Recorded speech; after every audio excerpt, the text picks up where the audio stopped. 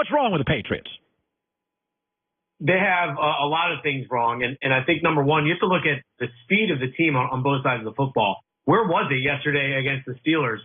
No speed on offense, no explosive plays, and then no speed on defense, not being able to get after the quarterback and disrupt Ben Roethlisberger.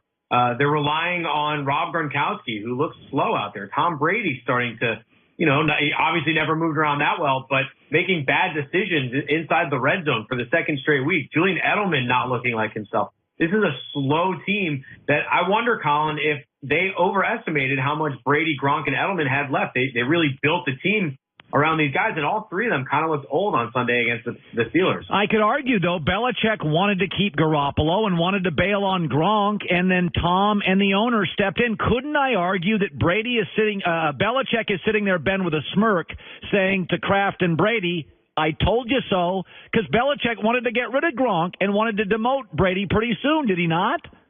I definitely think he wanted to keep Garoppolo, and that probably entails getting rid of Tom Brady. And there were all those reports about how the Patriots had a trade offer on the table for Gronkowski before the draft. So, the whole Patriots mantra, we get rid of a player a year too early instead of a year too late. They're not really sticking to it with their most important players here. Brady, Gronk, and Edelman you hate to say it, but they're starting to look a little bit past their prime. And like I said, I wonder if the Patriots overestimated how much these guys all have left. There's been various stories. They don't get along. They do get along. Let's face it. It's lasted 18 years. I mean, that's 3 times as long as like a Shaq, Kobe, Bradshaw, Noel. You go to 18 years. From this point, it's just gravy. I mean, you've been very, very lucky. But when let's just say they're a 3 seed or a 4, they don't get a home field game. Do you see them capable of winning a road game?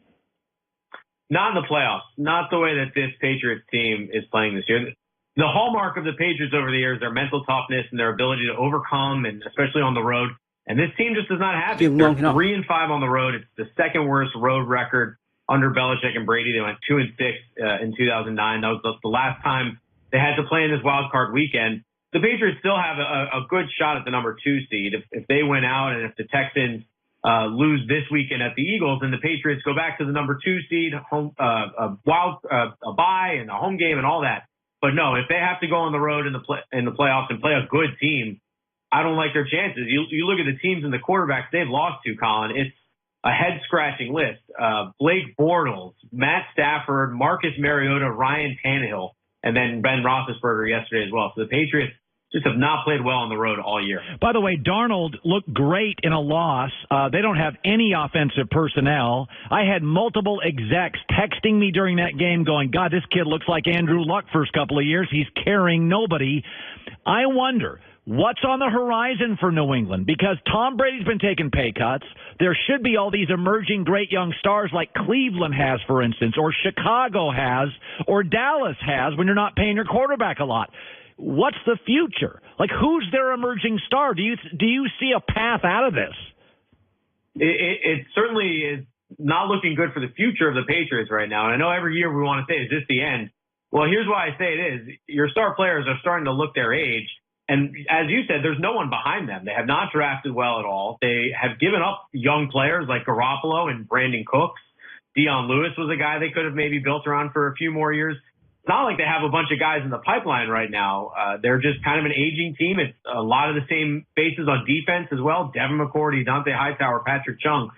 So they maybe have another year left in them after this as far as the current Patriots run. But it certainly does look like it's coming to an end soon. And, yeah, the way Sam Darnold played on Saturday night, he was fantastic, some of those throws he was making.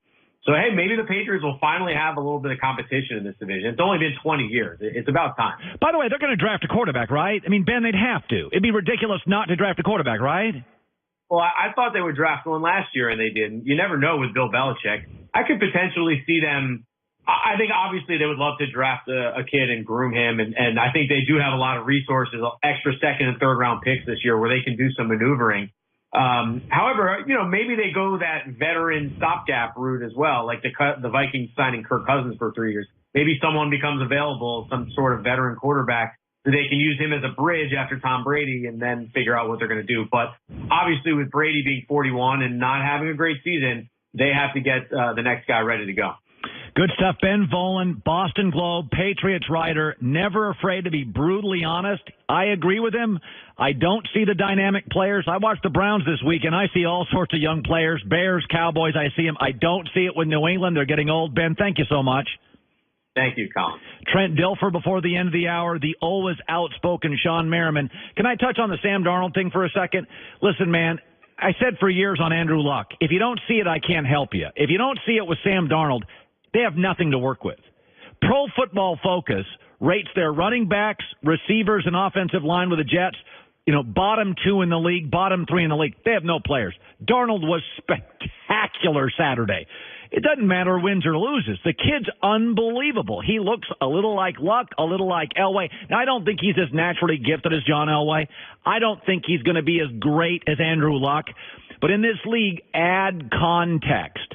Like Lamar Jackson has a bunch of good players around him, a veteran staff, a lot of smart offensive guys, Greg Roman, Marty Morningweg, defense, a running game. Darnold has nothing. By the way, Arizona has nothing, and Josh Rosen's getting crushed. Darnold has nothing. He's won 4 games, 2 road games. They have no business hanging around Houston Saturday. They got no business being in that football game.